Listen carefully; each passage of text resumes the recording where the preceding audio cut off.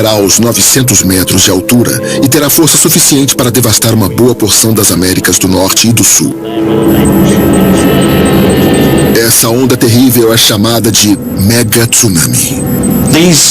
São ondas muito maiores do que qualquer coisa já vista pelo ser humano.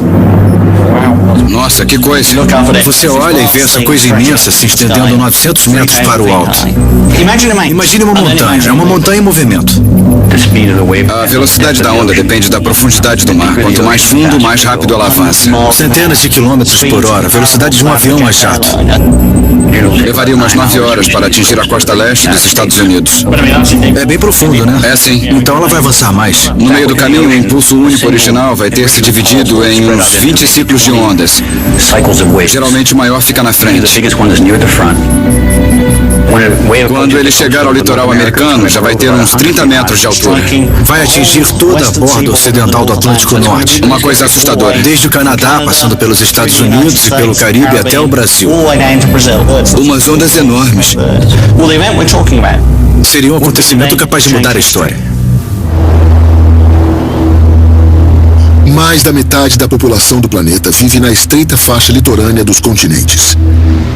A área costeira mais densamente povoada dos Estados Unidos, que vai de Boston à cidade de Washington, estaria no caminho direto da mega tsunami, que poderia pôr em risco milhões de vidas e também a estabilidade da economia global. Se atingisse a cidade de Nova York, a mega tsunami ameaçaria o maior polo econômico dos Estados Unidos e um dos maiores do mundo, além da maior bolsa de valores do planeta. O cenário pessimista projetado por Steven e Simon chega a parecer difícil de acreditar, mas os dois argumentam que a ameaça é verdadeira e foram buscar evidências disso nos recantos mais remotos do planeta. São corais fossilizados, material descoberto nas profundezas do oceano, pistas enigmáticas achadas em cavernas, ferimentos na superfície do planeta. Tudo corrobora a tese dos estudiosos e aponta para o desastre apocalíptico de proporções históricas.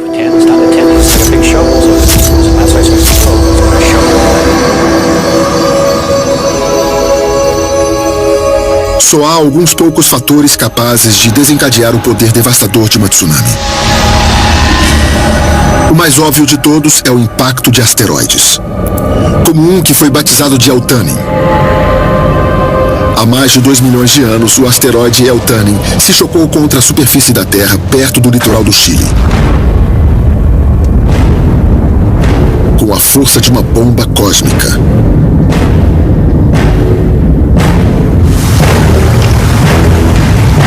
O impacto ergueu uma coluna de água que chegou a 3.000 metros de altura e provocou uma série de ondas que devastaram a Califórnia, o Havaí, o Japão e a Austrália. Nenhum ser humano jamais testemunhou um acontecimento como a queda do Eltanin. Mas um segundo fator desencadeador de tsunami se mostrou bastante real há bem pouco tempo. Jesus Cristo, olhem só. Aquela onda deve ter mais de 6 metros de altura. Ai, meu Deus. Meu Deus. Aí vem ela. Aí vem ela. No ano de 2004, uma tsunami atingiu o litoral de diversas localidades no Sudeste Asiático.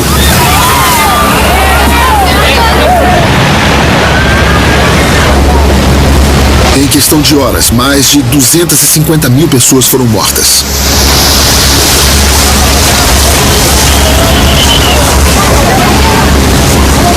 Como todas as tsunamis, a que atingiu a Sumatra foi repentina e violenta. E a sua origem estava oculta, uma bomba relógio enterrada nas profundezas da Terra.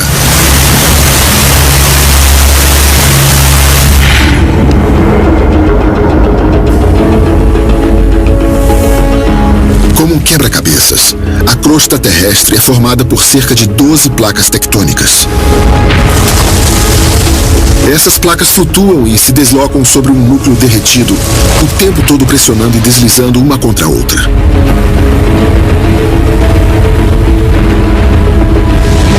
A origem da tsunami de Sumatra foi um ponto de colisão entre a placa da Índia e a da Birmânia. Uma das placas havia mergulhado fundo por baixo da outra, mas a pressão ficou grande demais. Gradualmente a pressão vai aumentando. A placa de cá quer avançar, mas ela fica presa. E depois de 200 anos nesse impasse, uma hora ela diz, chega. E os séculos de atrito são liberados de uma vez. Quando as duas placas se soltaram, uma foi para baixo e a outra entortou para cima. A carga de energia liberada com isso foi 23 mil vezes maior que a força da bomba atômica lançada em Nagasaki. A onda inicial tinha centenas de quilômetros de comprimento, acompanhando a rachadura feita no leito do oceano.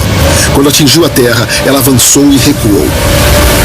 E avançou e recuou repetidas vezes durante horas com uma força descomunal.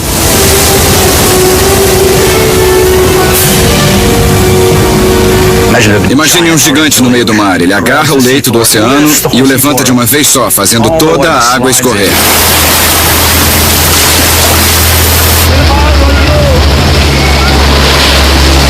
E ela vai carregando um monte de coisas sólidas junto. Pedra, areia, carros. As pessoas morreram esmagadas, basicamente.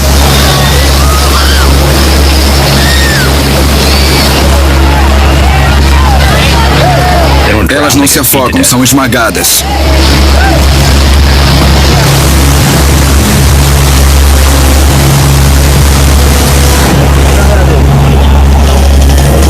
A tsunami de 2004 foi devastadora, mas em teoria as tsunamis são capazes de provocar tragédias ainda maiores.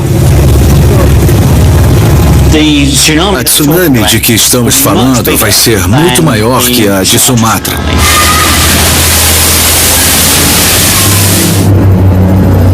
Estamos falando de uma faixa litorânea que vai ficar parecida com o que vimos em Sumatra. Uma faixa de devastação que vai chegar a até 3 quilômetros da praia.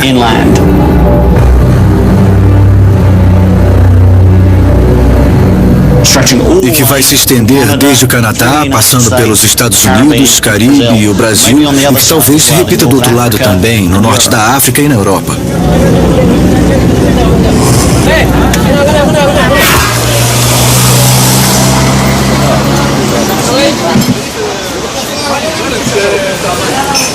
A ameaça de tsunami que Simon e Steven estão prevendo não virá do impacto de um asteroide e nem de um terremoto. Eles suspeitam que a onda gigante terá origem na ilha de La Palma.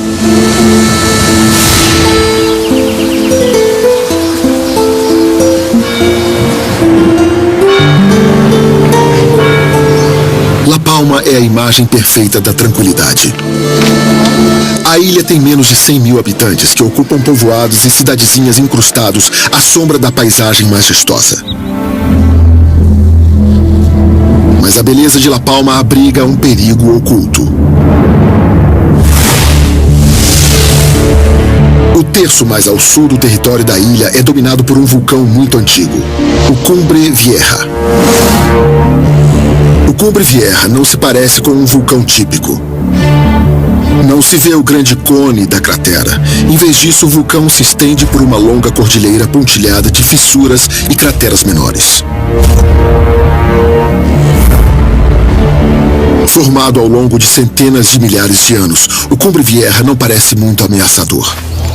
Mas Simon Day e Stephen Ward acreditam que ele seja uma bomba relógio engatilhada e pronta para provocar a mega tsunami. Como isso é possível? Como um vulcão seria capaz de desencadear uma força oceânica tão devastadora? A possibilidade do Cumbre Vieja provocar uma tsunami gigante está ligada ao deslocamento da lateral do vulcão que cairia no mar. A tsunami seria gerada por uma porção enorme de rocha. Essa parede lateral tem aproximadamente 24 quilômetros de extensão por 24 de largura, com uma espessura de 3 quilômetros. E embora pareça estável, no momento em que se descolar, vai ser a toda velocidade. No auge da explosão, o flanco da cordilheira poderá se deslocar a 50 ou 100 metros por segundo. É a velocidade de um trem expresso. Simon Day e Stephen Ward estimam que a explosão final do Cumbre Vieja será precedida por semanas de acontecimentos violentos. Fissuras ao longo do cume lançarão colunas de cinzas capazes de escurecer o céu. A lava transbordará pelas encostas íngremes, indo desaguar no mar fervente. Incêndios devastarão as florestas, deixando a paisagem esturricada.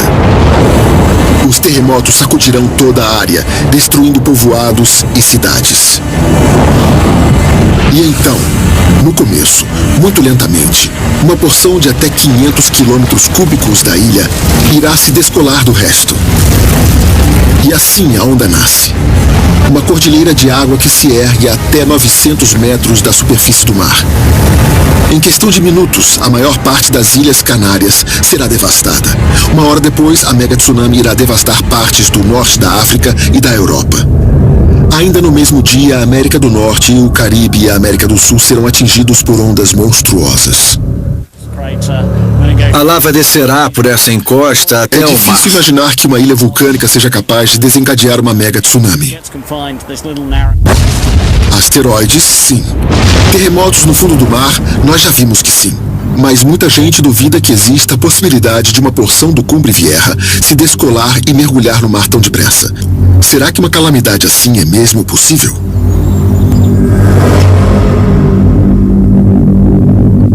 A meio mundo de distância de La Palma, na ilha principal do Havaí, uma série de acontecimentos misteriosos está servindo para mostrar que a ameaça de La Palma faz sentido. Aqui, o vulcão Kilauea, um dos mais ativos do mundo, dá mostras de que pode estar ruindo para dentro do mar, pode estar se separando da ilha. As forças que estão dilacerando a ilha do Havaí podem ser testemunhadas em sua forma mais dramática, numa fenda apelidada de A Grande Rachadura. Ela tem quase 13 quilômetros de extensão, 15 metros de largura e mais de 16 metros de profundidade. Muitos acreditam que esse corte na superfície do planeta seja a marca de um desastre iminente. Estudiosos como Mike Pollan estão atentos aos acontecimentos no Kilauea. Ao contrário do que acontece no Cumbre Vieja, este vulcão é monitorado constantemente e há bons motivos para isso. Usando a tecnologia do GPS, Pollan vem registrando uma movimentação épica em uma porção ao sul do Kilauea, que é invisível a olho nu. A movimentação no flanco sul é constante. Ele se desloca entre 7 e 10 centímetros por ano. Um movimento regular e inexorável. Acontece o tempo todo. Mesmo se você ficar poucas horas naquela área, nessas poucas horas, ele terá avançado um pouco mais na direção do mar.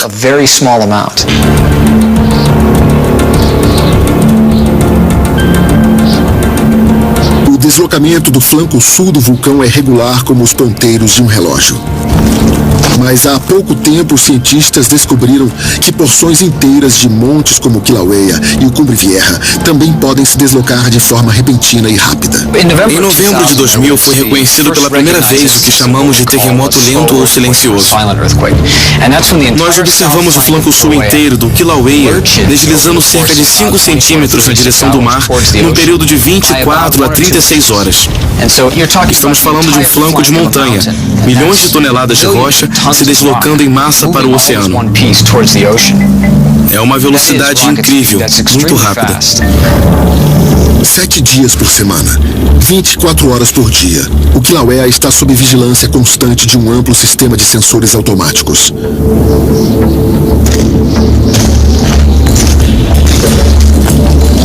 As inspeções no local funcionam como uma medida extra de precaução enquanto não acontece o próximo deslocamento repentino. Não sabemos se o flanco sul do Kilauea vai protagonizar um colapso catastrófico ou se vai só continuar se arrastando como vem fazendo. O colapso de um flanco de montanha é uma coisa tão monumental que para mim chega a ser incompreensível. É como se fosse um asteroide batendo na Terra.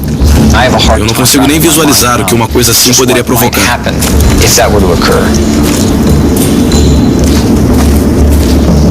Embora seja um cenário difícil de imaginar, existem sinais indicando que o colapso de porções das montanhas do Havaí já aconteceu no passado e que desencadeou ondas gigantes.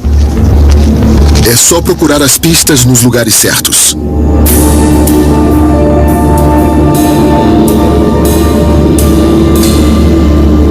Na ilha de Lanai, em encostas de montanhas muito longe do litoral, a mais de 300 metros acima do nível do mar, os pesquisadores encontraram recifes de coral.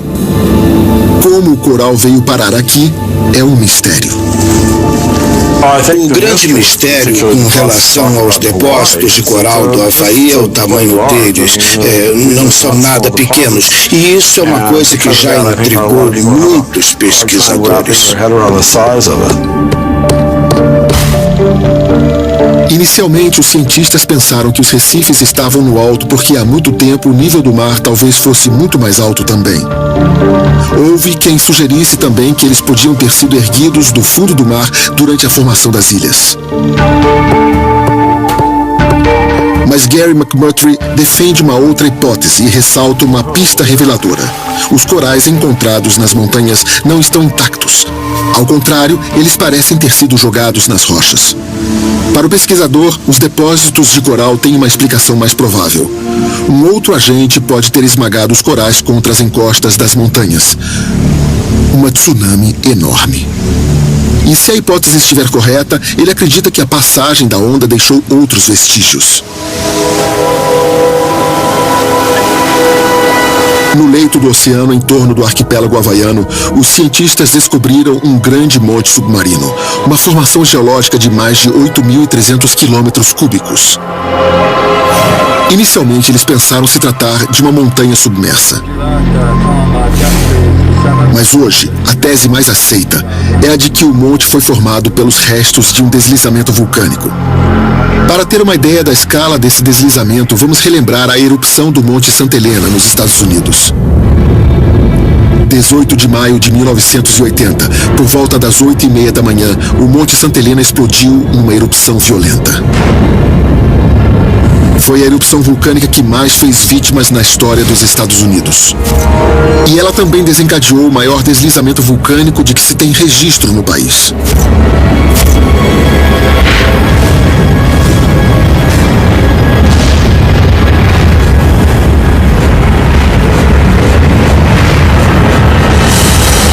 Foi um deslocamento de terra impressionante.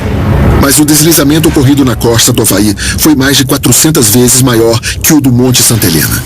Aqui temos o local do fenômeno e a onda inicial. Uma onda enorme atingiu a costa oeste da ilha e derrubou um pedaço enorme da ilha no leito do oceano. Uma simulação feita por computador revela que o deslizamento teria produzido uma série de tsunamis que afogaram o arquipélago havaiano. O deslizamento foi chamado de Alika 2 e Gary McMurtry suspeita que foi ele que pode ter arrancado recifes de coral inteiros do fundo do mar e esmagado contra as montanhas. Se foi mesmo o Alika 2 que criou os depósitos de coral, McMurtry sabe que uma evidência pode comprovar isso definitivamente. A época do deslizamento precisa ser compatível com a idade dos depósitos de coral encontrados. Para determinar a data do deslizamento vulcânico, McMurtry fez uma medição da quantidade de dejetos marinhos que se acumularam no depósito submarino ao longo dos milênios. É como se fosse poeira num piano antigo. Ela vai se acumulando. E você sabe se o piano está no lugar há muito tempo por causa da quantidade de pó que fica em cima dele. A mesma coisa vale para esses deslizamentos de terra enormes. No laboratório, McMurtry prepara pedaços antigos de coral para o processo de datação. Os corais são pesados, limpos e pulverizados. Ao comparar as datas determinadas pela pesquisa, Gary McMurtry encontrou o que estava procurando.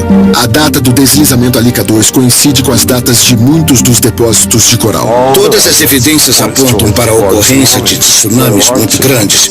Elas são o único fenômeno que poderia fazer algo assim. Ninguém questiona mais isso. Certamente os corais são detritos de uma tsunami. Que outra explicação haveria? Agora, pesquisadores como McMurtry já sabem como vulcões podem desencadear tsunamis. E os cientistas não param de encontrar por todo o Havaí vestígios do impacto de antigas tsunamis. McMurtry afirma que já está na hora de levarmos mais a sério as ameaças de colapsos vulcânicos como a que existe em La Palma. Os colapsos vulcânicos não vêm sendo monitorados tão bem quanto outros fenômenos. As pessoas sabem que os terremotos podem acontecer e que terremotos provocam tsunamis, mas essas tsunamis nem são as maiores que podem existir. Comparadas ao que temos estudado sobre os colapsos vulcânicos, elas são bem pequenas e nós vivemos à espera da próxima vez. O motivo que leva o flanco de um vulcão a se descolar do resto ainda é um mistério. Talvez seja só a ação da gravidade sobre a sua imensa massa rochosa. Ou pode ser que o magma infiltrado nas rachaduras acabe descolando o flanco do resto do vulcão.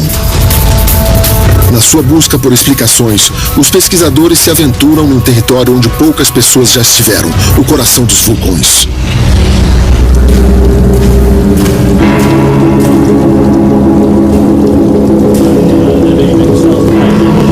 Voltando às Ilhas Canárias e a La Palma, encontramos Simon Day e Stephen Ward explorando as entranhas escuras de um vulcão adormecido. Uma vasta rede de túneis foi escavada aqui para permitir o acesso a reservatórios de água potável. A água retirada dessas minas é a que garante a maior parte do abastecimento à população da ilha. Mas Simon Day e Stephen Ward também veem essa água como uma ameaça. Os pesquisadores afirmam que a ação da água é uma peça central da sua previsão catastrófica. É essa água que pode acabar empurrando o flanco oeste do Cumbre Vieja para dentro do mar, desencadeando a mega tsunami.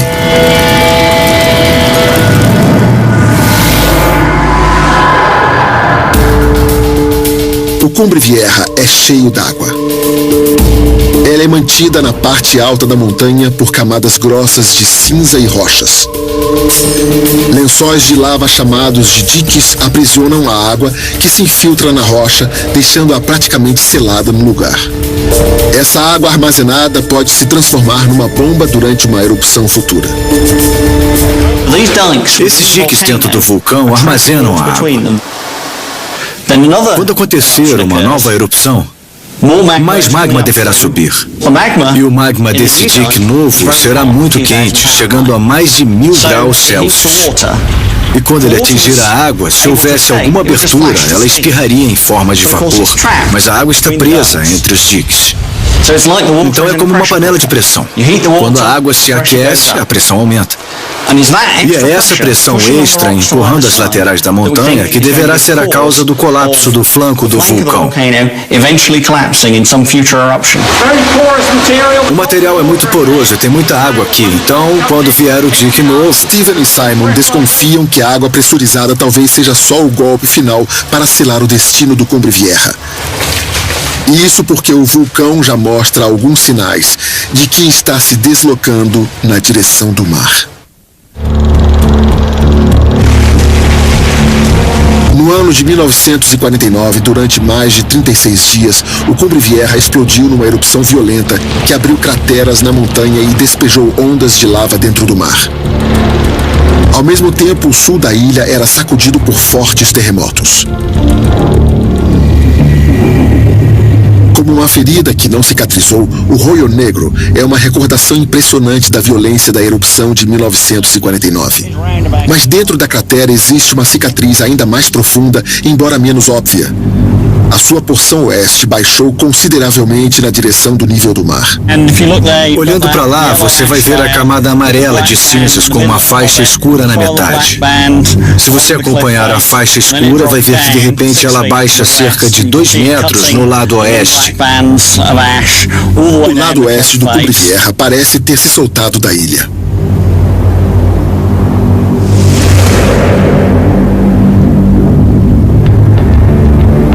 O vulcão talvez tenha se partido ao longo de uma falha geológica que se estende por mais de 3 quilômetros, seguindo a linha da cordilheira.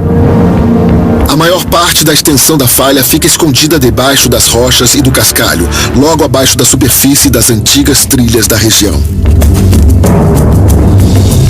mas ela emerge para a superfície e se mostra em alguns trechos, e neles o cenário visto é sempre o mesmo. Do lado oeste da falha, o solo da ilha parece bem mais baixo.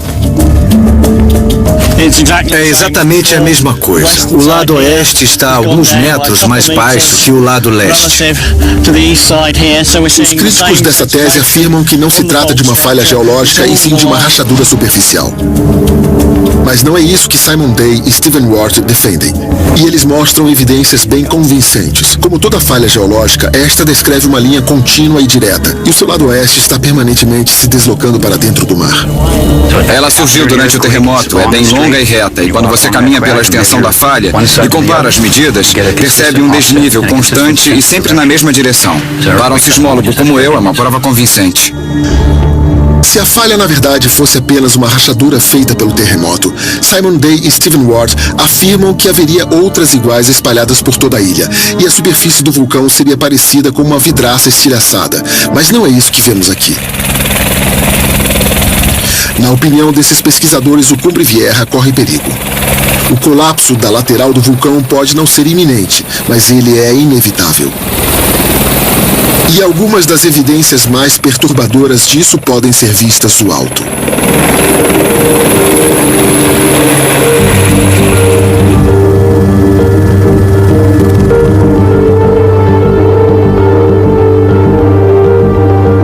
Prossiga.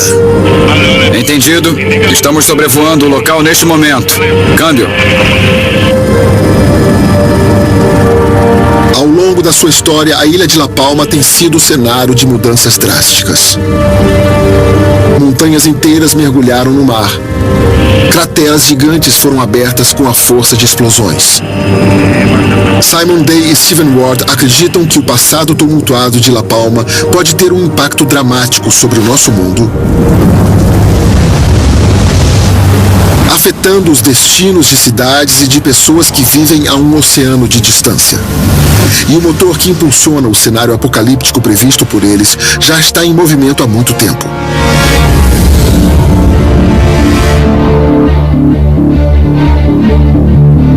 La Palma já abrigou outro vulcão chamado de Cumbre Nueva. O seu reinado teve um final abrupto e violento há cerca de 560 mil anos, modificando a paisagem da ilha. Depois do colapso, uma série de chaminés vulcânicas apareceu, criando 3 áreas chamadas de rifts. A lava que se derramou dos novos rifts formou o que hoje é o Cumbre Vieja. Esses anos de formação do Cumbre Vieja são cruciais para os estudos dos pesquisadores Simon e Stephen. Isso porque a face oeste da nova montanha formou-se em cima de um monte de detritos, os restos do colapso do Cumbre Nueva. Por isso a região é instável desde que apareceu. E o que complica ainda mais a situação é que os rifts originais sofreram transformações com o tempo. Primeiro, o rift noroeste tornou-se inativo, logo seguido pelo rift nordeste. Hoje, a região que se estende de norte a sul é a única que resta em atividade e a única via de escape para as erupções, o que ameaça partir a ilha ao meio.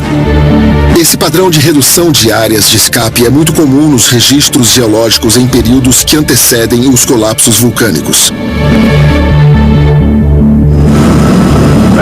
Estamos sobrevoando agora o Rift Norte-Sul, o único que está ativo hoje. Lá embaixo estamos vendo as crateras Roio Negro, Nambroque. Elas delineiam uma faixa vertical de chaminés vulcânicas que se formou nos últimos milhares de anos e foi parte dessa reconfiguração do vulcão. A reconfiguração parece um sinal de que há um colapso a caminho.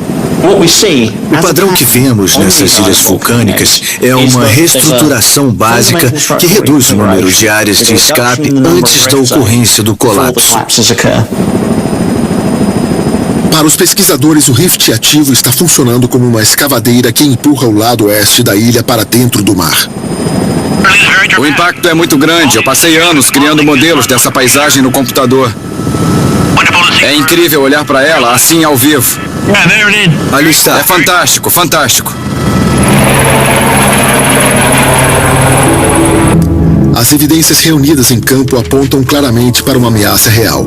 Em alguma erupção futura existem chances de o Cumbre Vieja desabar catastroficamente. E se isso acontecer, todo o flanco oeste vai cair no mar. Mas será que isso vai desencadear uma mega tsunami capaz de devastar praias do outro lado do mundo?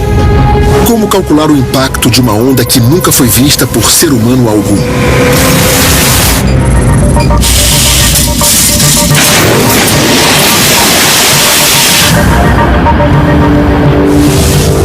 Tudo tem que sair exatamente de acordo com os cálculos. Está vendo aqui?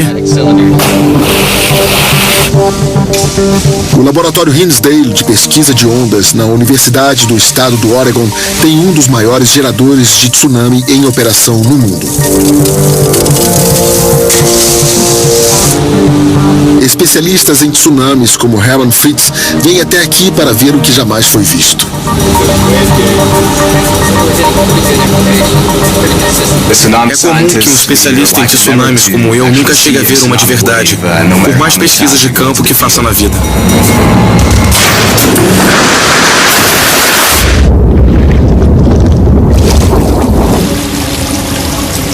No momento, Herman Fritz está tentando investigar que distância uma tsunami é capaz de viajar sem perder o seu poder de devastação. Veja o quanto se deslocou. Eu acho que foi o comprimento que mudou mais. A resposta para essa pergunta vai depender de que fator desencadeou a tsunami. Tsunamis originadas por terremotos, como foi o de Sumatra, costumam ser caracterizadas por uma série de ondas muito separadas e que percorrem grandes distâncias. Diz-se que elas têm um comprimento de onda maior. Tsunamis desse tipo podem viajar milhares de quilômetros, conservando seu poder de destruição. Na hipótese de um colapso do Cumbre Vieja, o cenário seria diferente.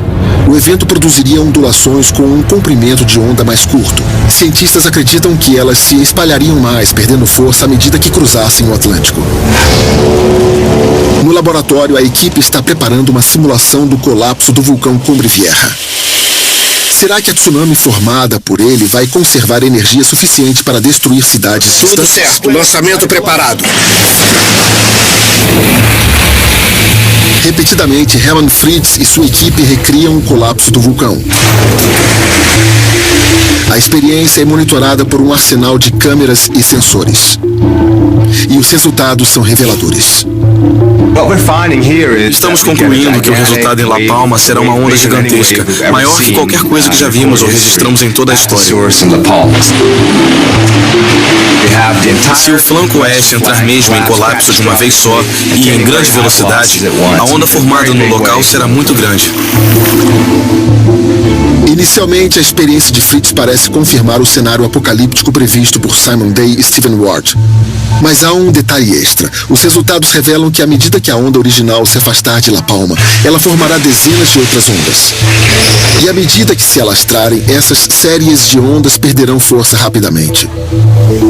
E quando elas alcançarem as praias distantes do Atlântico, nós teremos uma série de ondas atingindo a costa leste americana, mas elas provavelmente serão muito menores que a onda original formada em La Palma.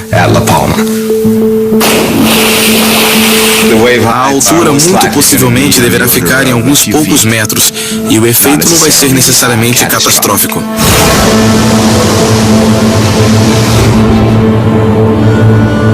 O potencial destrutivo do colapso do Cumbre Vieja pode ser uma ameaça para as ilhas próximas e pôr em risco as vidas de dezenas de milhares de pessoas.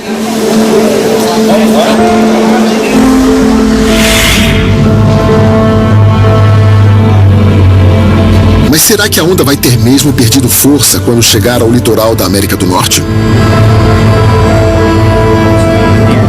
Simon Day e Stephen Ward não apostam nisso.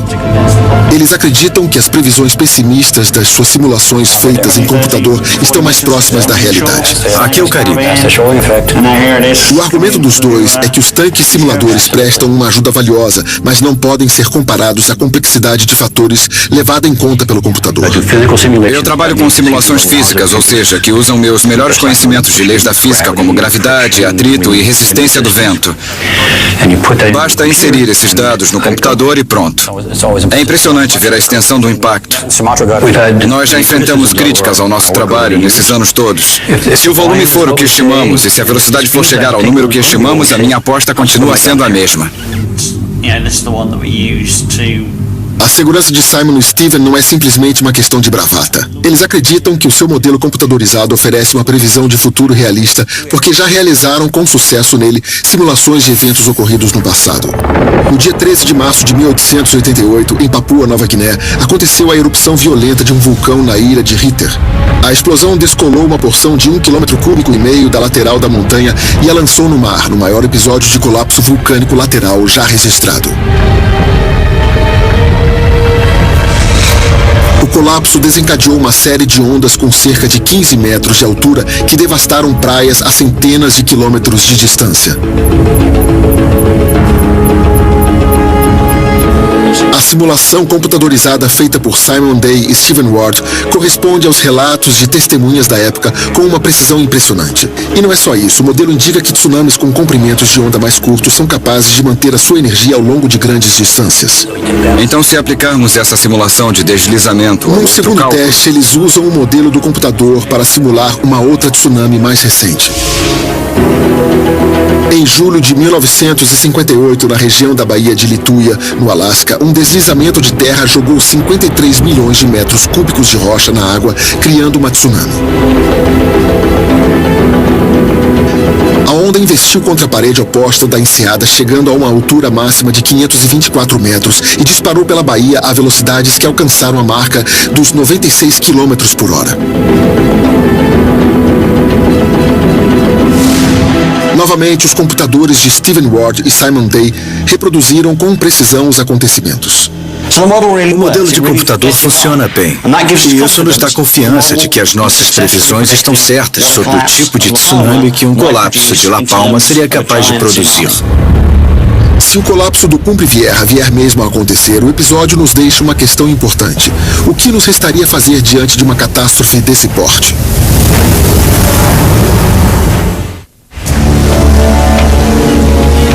Nos Estados Unidos, o planejamento de ação em caso de desastres naturais é tarefa que cabe às autoridades locais. Na cidade de Nova York, o alarme de desastre soaria primeiro aqui. 155 chamando. No escritório de gerenciamento de emergências, também conhecido como centro nervoso da cidade. O pelotão de vigilância é nosso centro de alerta 24 horas. Eles monitoram as comunicações eletrônicas dentro e fora da cidade e no mundo todo, todos os dias, 24 horas por dia. 32329. Nosso trabalho é imaginar o pior e ficarmos preparados para ele. Desastres são conosco. No escritório, os operadores vivem em alerta para todo tipo de ameaça mortal. Ataques terroristas, manifestações populares ou desastres naturais como terremotos, tempestades e tornados estão sempre no radar deles. Um incidente no quadrante 2 Sul, até agora sem vítimas. Por conta da geografia da cidade, o perigo vindo do mar também pode representar uma ameaça grave.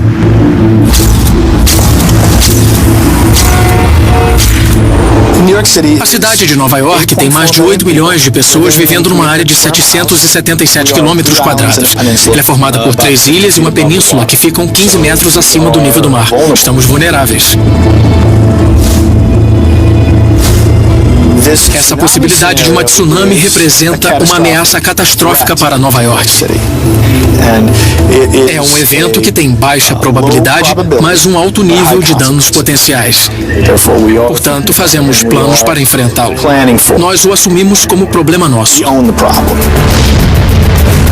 Se o Cumbre Vieja entrasse em erupção e a ilha de La Palma fosse sacudida por terremotos, as equipes de emergência de Nova York teriam um dilema complicado nas mãos. Seria indicado iniciar uma evacuação da cidade? E quando?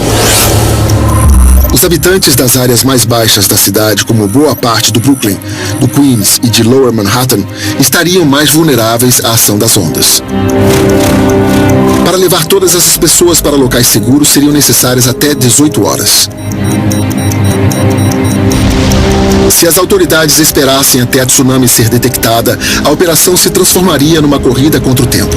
A onda seria capaz de atravessar o Atlântico em apenas 9 horas e poderia chegar ao alvo antes que muitas pessoas estivessem em segurança.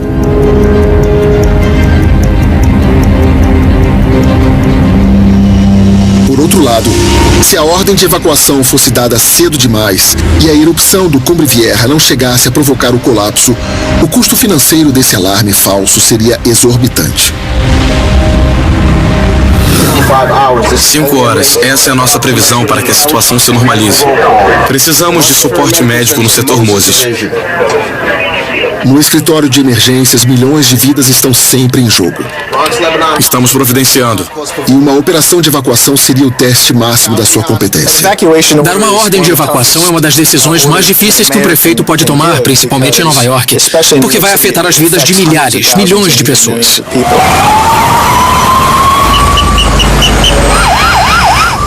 As tarefas podem se tornar monumentais muito depressa.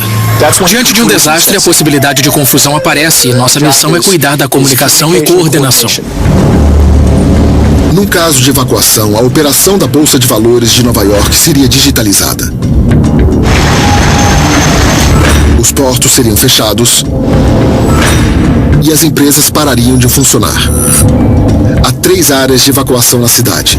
Os moradores das regiões mais baixas receberiam a ordem primeiro. Todos receberiam instruções para procurar as centrais de evacuação de onde seriam encaminhados para os abrigos. O acesso a esses locais seguros seria feito pelas vias de trânsito. As veias e artérias da cidade que conduzem diariamente pessoas para dentro e para fora de Nova York seriam redirecionadas para fluir apenas na direção do interior. Os bombeiros seriam acionados para fazer a evacuação de hospitais e casas de repouso e para auxiliar os moradores com necessidades especiais. A polícia da cidade ficaria encarregada de garantir o cumprimento da ordem de evacuação. Por mais detalhado que seja o planejamento, o sucesso da operação sempre depende da sua execução. E sempre vão restar algumas questões. Quantas pessoas acabariam ficando para trás? Quantas sobreviveriam à mega tsunami?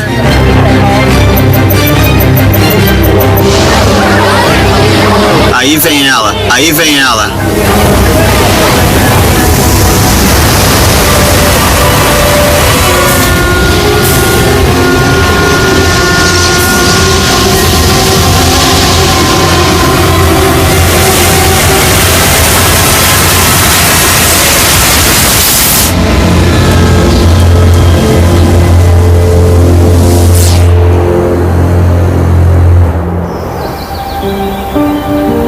Hoje está tudo tranquilo na ilha de La Palma. O vulcão está adormecido e o chão não começou a tremer. Mas mesmo nessas condições, a sua mensagem para nós é clara. Os pesquisadores estão tendo que admitir que vulcões aparentemente imutáveis podem despertar. E quando isso acontece, eles têm o poder de transformar o mundo.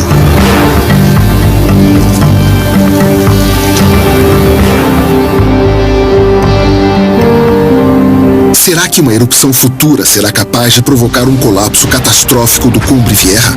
Simon Day e Stephen Ward fazem alertas tanto contra os alarmistas quanto contra aqueles que subestimam essa ameaça. A questão crucial é quando o colapso vai acontecer, quando essa tsunami que nós previmos vai atacar o Atlântico Norte. E nós não temos essa resposta. O vulcão vai precisar ser monitorado de perto durante as próximas erupções. La Palma é só uma das ilhas vulcânicas que temos no mundo. Ela está no topo da lista, mas não é a única ameaça.